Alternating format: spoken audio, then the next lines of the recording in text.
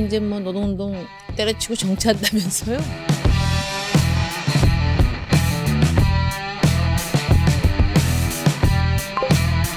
정부가 국민연금 기금을 빌렸으면서 2조 원의 손해를 끼쳤다는 주장이 국감장에서 나왔습니다.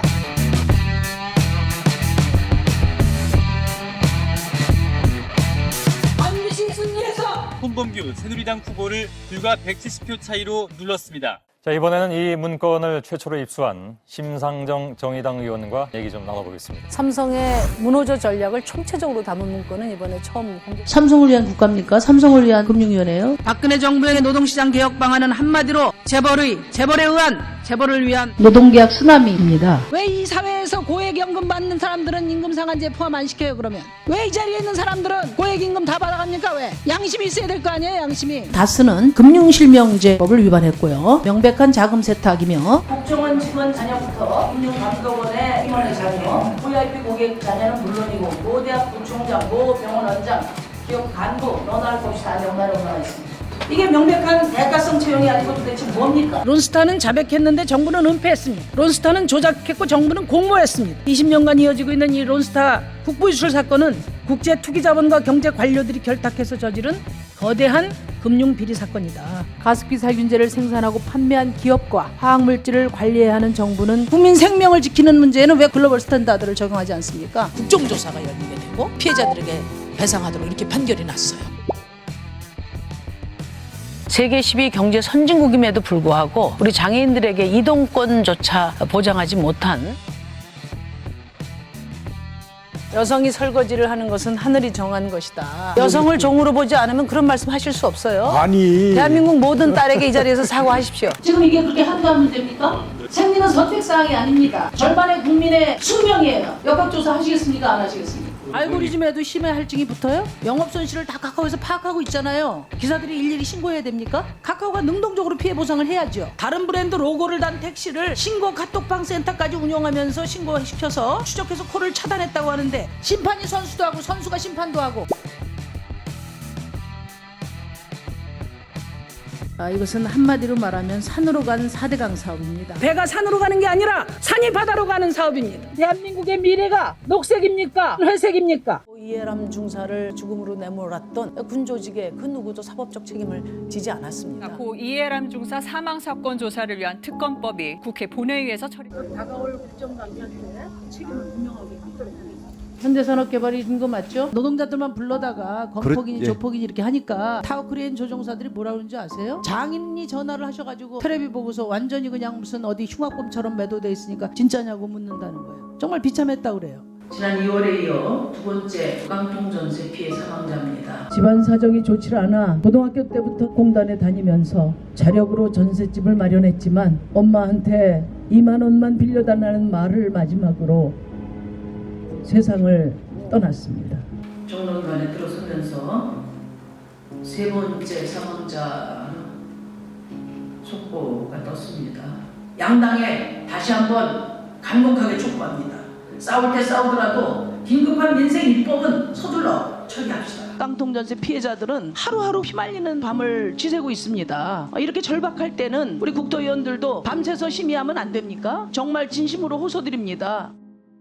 제가 오랜 노동운동을 뒤로하고 정치일에 들어선 이유는 하나였습니다. 국회 담장을 넘지 못하던 보통 시민들의 목소리를 대변하고 사회적 약자의 한숨과 울분에 반응하는 정치를 위해서였습니다. 승자독식 소송국제는 36년 양당 체제의 철옹성이었습니다. 우리 정의당도 국민이 지지해 주시는 만큼 의석수를 얻고 싶습니다.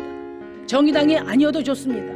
이 국회에 청년과 여성의 목소리가 그리고 노동과 녹색의 의제가 또 소수자와 약자의 권리가 더 많이 반영될 수 있다면 정의당이 아니어도 좋습니다.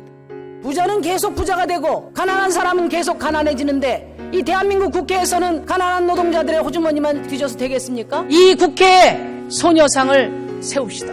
우리가 안보 파트너로 인정하지 않는 일본에 군사 정보를 제공할 이유가 없죠. 우리가 지소미아 파기를 검토하는 것은 당연한 대응이라고. 신속처리 안건 지정 동의의 건은 12명의 찬성으로 가결되었음을 선포합니다.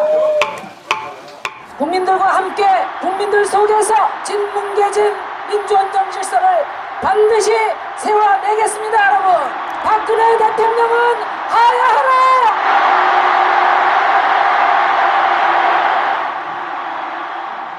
혹시 종부세 얼마 내셨는지 기억하시나요? 한 뭐 몇백만 원 내는 것 같은데요. 92만 원 92만 내셨어요. 원. 30억 집에 종부세 92만 원이 폭탄입니까? 92만 원 내시고 지금 뭐 집 무너졌어요? 폭탄 맞아서? 재산세까지 다 합쳐서 봐도 한 400만 원밖에 안 돼요. 네네. 우리 청년들 서울에서 전월세 사는 청년들 1년 월세만 해도 한 800만 원 냅니다. 증세 없는 복지는 허구고 감세하는 복지는 사기다. 그렇게 생각합니다. 부유층을 대표하는 정당의 후보라면 이렇게 어려운 재난의 시기에 오히려 부유층에게 좀 더 고통 분담해 주십시오. 이렇게 이야기하는 게 저는 책임 정치라고 생각합니다. 윤 후보님이 요즘 흔한 말로 노동관은 매우 꼰대스럽다. 이런 후진적인 노동관을 가진 분이 대통령이 되시면은 우리나라가 선진국 대열에서 바로 이탈할 수가 있습니다. 이건 대국민 갑질입니다, 장관. 최소 이해 충돌에서 최대 권력형 비리까지 이어질 수 있는 사안이에요. 국민들이 합리적 의심을 할 수 있어요. 야당은 국민을 대신해서 질문을 제기할 의무와 책임이 있습니다. 결국 민생은 안중에도 없고 대통령 일가 보유하고 자기 정체만 몰두하는 장관 모습에 국민들이 큰 상처를 받았어요. 투명하게 밝혀야 될 책임이 야당 의원들에게 있는 게 아니라 장관에게 있는 겁니다. 국민들이 알아야 될 국책사업의 근거와 정보를 은폐하면 장관이 당연히 책임져야 되는 거 아니겠습니까? 피고와 원고가 바뀐 것 같아요. 누가 왜를 밝히지 못하면 그거는 주무 장관으로서 국정운영의 책임자로서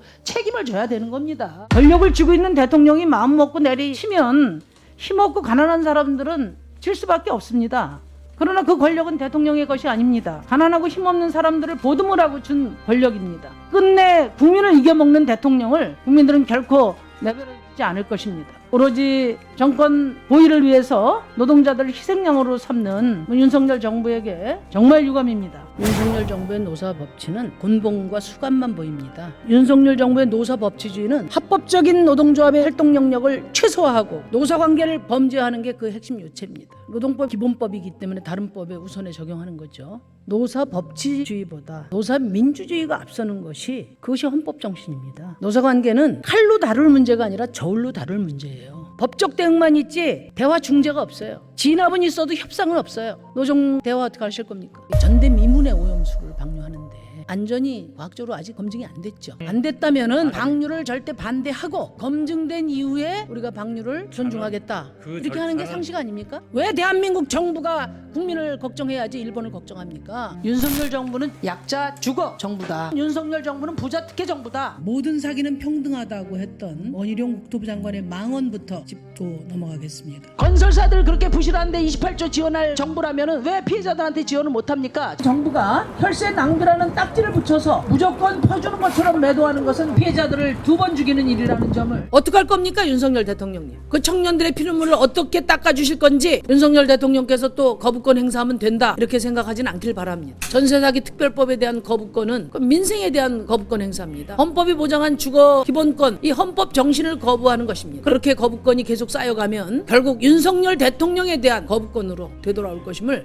분명히 말씀드립니다. 그러면 공고도 하지 않고 심사도 안 하는데 도대체 어떻게 관심법으로 알고 들어갔습니까? 그러면 결국은 아빠 찬스를 이용해서 들어간 거죠. 저는 이 법관 카르텔이 어른들의 전관 공동체를 넘어서 자녀들의 습백 공동체까지 나가고 있는 명백한 정황이라고 저는 보고요. 특권 동맹이 지금 세습되고 있는 겁니다. 48년 8월 15일이라고 말씀하셨는데 대한민국에서 48년 건국론을 주장하는 것은 뉴라이트밖에 없어요. 대법원 전 후보자가 지금 뉴라이트 커밍아웃이라도 하겠다는 겁니까 지금? 어디서 배우셨어요 이걸? 고등학교 때. 도대체 이 교과서 어느 대목에 건국이라는 말이 있습니까? 건국이라면 한마디도 없어요. 정부 수립이죠. 일제의 불법 지배를 부정하고 조국의 광복을 부정하고 48년도 북한 건국을 인정하는 아주 위험한 사관이에요. 대한민국의 사법부 수장이 보수 진보를 넘어서 켜켜이 쌓여온 대한민국의 정통성을 부정하는 분을 그 자리에 앉힐 수는 없어요. 대통령실에서 또는